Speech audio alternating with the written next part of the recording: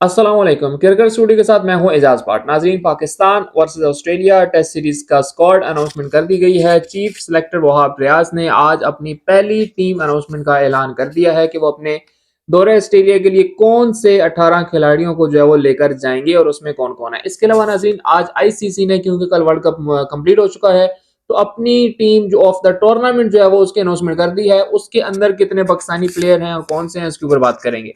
तो सबसे पहले बात करते हैं जी, वहाब रियाज ने आज अपनी पहली जो है वो प्रेस कॉन्फ्रेंस की है ऑफिशियल। उसके अंदर उन्होंने जो है वो अपना ऑस्ट्रेलिया के खिलाफ जो टेस्ट सीरीज है उसका जो स्क्वाड है उसकी अनाउंसमेंट कर दी गई है। उसमें कैप्टन आपके वही होंगे, शान मसूद, जिनका कहा जा रहा था, जिनको कुछ मामूली सी इंजरी भी हुई थी, लेकिन उसके बाद वो अब बिल्कुल फिट हैं और अब ऑस्ट्रेलिया के लिए पाकिस्तान की नुमाइंदगी जो है वो करेंगे।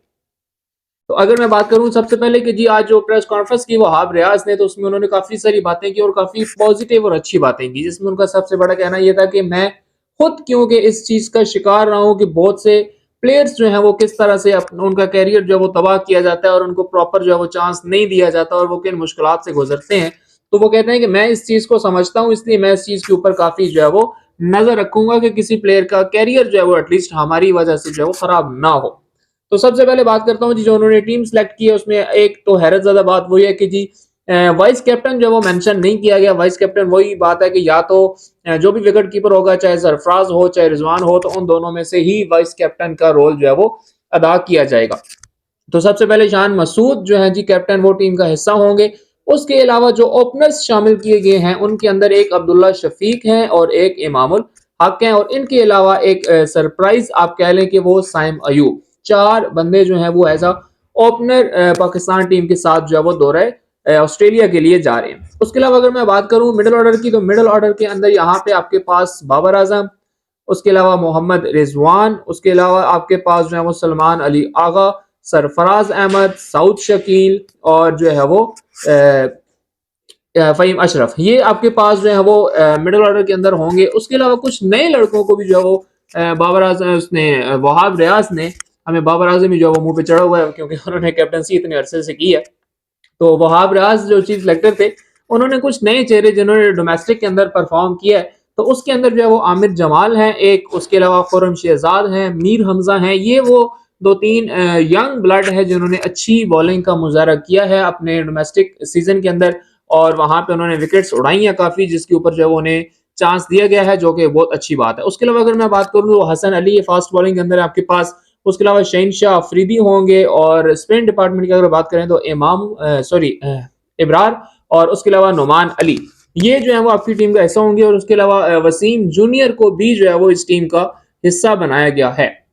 इसके अंदर जो सबसे हैरत की बात थी वो ये थी कि हारिस रऊफ को जो है वो पाकिस्तान की टीम लेके जाना चाहती थी, पाकिस्तान के ऑफिशियल्स लेके जाना चाहते थे, लेकिन हारिस रऊफ ने शायद कुछ रेस्ट के लिए टेस्ट खेलने से माजरत कर ली है। यानी कि वो, क्योंकि उनकी जो परफॉर्मेंस रही है वर्ल्ड कप के अंदर वो इतनी अच्छी नहीं रही, तो शायद वो डेफिनेटली होता है कि प्लेयर को थोड़ा सा रेस्ट चाहिए होता है 1 से 2 मंथ का, ताकि वो अपने जो फुल उसका रिदम है उसके साथ जो है वो वापस आ सके। तो काफी जो है वो वहाब रियाज इसके ऊपर जो है डिसाइड भी हुए, और उन्होंने एक दबे अल्फाज में ये भी कहा कि जी जो पाकिस्तान को इज्जत देगा हम डेफिनेटली उसकी इज्जत करेंगे। क्योंकि देखें, अभी ये भी कहा जा रहा है कि शायद जो है वो हारिस रऊफ का जो है वो कोई मुआहदा बिग बैश के साथ हो चुका है ऑस्ट्रेलिया के अंदर, और वो शायद उसको प्रेफर कर रहे हैं, और वो हारिस रऊफ जो है वो जाके बिग मैच खेलेंगे बजाय इसके कि वो पाकिस्तान के टेस्ट मैच खेले। और वहां पे टेस्ट मैच में आपको पता है डेफिनेटली फास्ट बॉलर्स को भी कम से कम भी जो है वो 18 20 25 ओवर जो है वो करवाने पड़ जाते हैं।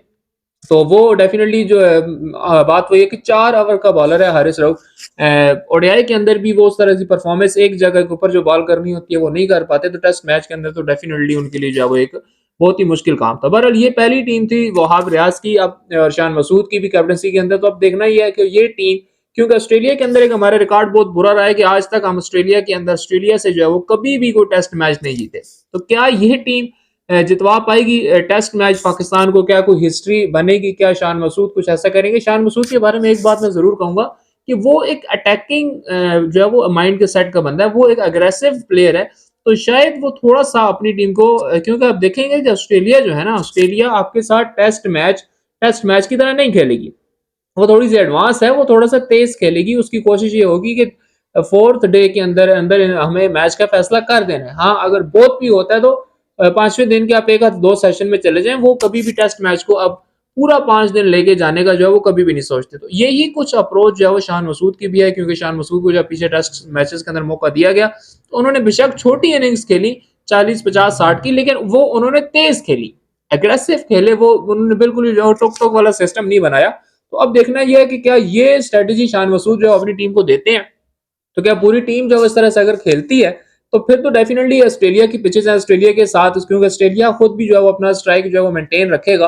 तो फिर देखना ये होगा कि क्या दोनों तरफ से अगर अटैकिंग क्रिकेट खेली जाती है तो डेफिनेटली मैच देखने का भी मजा आएगा और मैच का जो रिजल्ट होगा वो भी जल्दी आएगा। बहरहाल best of luck for Wahab Riaz specially and Shan Masood, क्योंकि उनका फर्स्ट एक्सपीरियंस है, अब फर्स्ट उनकी टीम जो है वो सिलेक्शन है और उन दोनों के ऊपर डेफिनेटली थोड़ा सा एक होगा कि जी अगर हम जीत जाते हैं तो डेफिनेटली उनकी थोड़ी सी जो सीट है वो पक्की हो जाएगी। उसके अलावा नज़रीन आज क्योंकि वर्ल्ड कप आपको पता है कल कंप्लीट हो चुका है, तो आईसीसी ने अपनी टीम ऑफ द टूर्नामेंट का अनाउंसमेंट कर दिया है और इसके अंदर सबसे ज्यादा जो प्लेयर्स हैं वो इंडियंस हैं। 6 इंडियन प्लेयर्स जो है वो इन प्लेइंग 11 के अंदर अपनी जगह उन्होंने बनाई है। उसके अंदर कौन कौन है आपको पहले ओवरऑल मैं बता देता हूँ कि जो ओपनिंग जोड़ी सिलेक्ट की गई है वर्ल्ड कप के अंदर से वो है एक डी कॉक और एक रोहित शर्मा। जी नो डाउट दोनों ने as a opener world cup के अंदर बड़ी अच्छी परफॉर्मेंस दी है। डी कॉक तो नो डाउट जिस तरह से उन्होंने खेला स्टार्टिंग के मैचेस के अंदर, जिस तरह से उन्होंने हिटिंग की, कोई उसके ऊपर जो है शक नहीं है। उसके अलावा वन डाउन के लिए डेफिनेटली सबको पता है एक ही नाम है, विराट कोहली। क्योंकि बाबर आजम उस तरह से परफॉर्मेंस नहीं दे सके तो इसलिए जो है विराट कोहली को रखा गया। चौथे नंबर के ऊपर जो है वो न्यूजीलैंड के मिचेल हैं मिडिल ऑर्डर के अंदर, और 5th नंबर पे फिर इंडियन जो है वो केएल राहुल हैं। हालांकि इनकी जो है वर्ल्ड कप फाइनल के बाद कोई नहीं बनती नहीं थी, लेकिन फिर भी उनको सिलेक्ट किया गया है। नंबर 6 के ऊपर बेस्ट ऑलराउंडर मैक्सवेल ऑस्ट्रेलियन है। उसके अलावा नंबर 7 के ऊपर जुडेजा को रखा गया है दोबारा से इंडियन। नंबर 8 के ऊपर बुमराह फास्ट बॉलिंग इंडिया। उसके अलावा सॉरी उसके अलावा जो है वो मधुशंका को जो है वो श्रीलंका से रखा गया है और नंबर 10 के ऊपर जो है जंपा को रखा गया है और नंबर 11 के ऊपर दोबारा से इंडियन मोहम्मद शामी को रखा गया है। यानी कि इस टीम के अंदर जो अगर आप देखें तो 6 प्लेयर आपके जो है इंडियंस हैं। उसके अलावा एक प्लेयर आपका जो है वो श्रीलंका का है, एक आपका न्यूजीलैंड का है। उसके अलावा ऑस्ट्रेलिया के आपके 2 प्लेयर्स हैं और जो नंबर 12 पर्सन रखा गया है वो साउथ अफ्रीका का रखा गया है क्विडजी। यानी कि पाकिस्तान का ICC team of the tournament के अंदर कोई एक सिंगल प्लेयर भी नहीं है। नो डाउट अगर मोहम्मद रिजवान को जो है वो रखा जाता तो वो गलत ना होता, क्योंकि मोहम्मद रिजवान जो है वो यहाँ पे के राहुल की जगह उनसे बेस्ट ऑप्शन है, क्योंकि के राहुल की भी उस तरह से कोई खास परफॉर्मेंस नहीं थी, वो भी एज अ विकेट कीपर इस टीम के अंदर है। लेकिन जो है वो मोहम्मद रिजवान अगर होते तो मेरे ख्याल में इस टीम का कॉम्बिनेशन जो है वो थोड़ा सा मजीद बेहतर हो जाता। लेकिन क्योंकि वर्ल्ड कप भी खत्म हो चुका है और ये आईसीसी टूर्नामेंट का यही होता है सिर्फ कि आपको ये बताया जाता है कि इसमें कौन सी टीम जो है वो किस किस का प्लेयर जो है वो कितना अच्छा था, और आईसीसी की जो है वो अगर एक टीम बनाई जाए पूरी दुनिया की एक टीम बनाई जाए तो उस टीम के अंदर जो है वो कौन कौन से खिलाड़ी होंगे। ये खैर हर साल जो है वो बदलते रहते हैं और इसके ऊपर जो है वो कोई इतना ज्यादा फर्क नहीं पड़ता। तो ये थी नाज़रीन अभी तक की ताज़ा तरीन अपडेट्स, बहुत जल्द मिलेंगे इंशाल्लाह अपनी अगली वीडियो के साथ। तब तक के लिए अल्लाह हाफिज।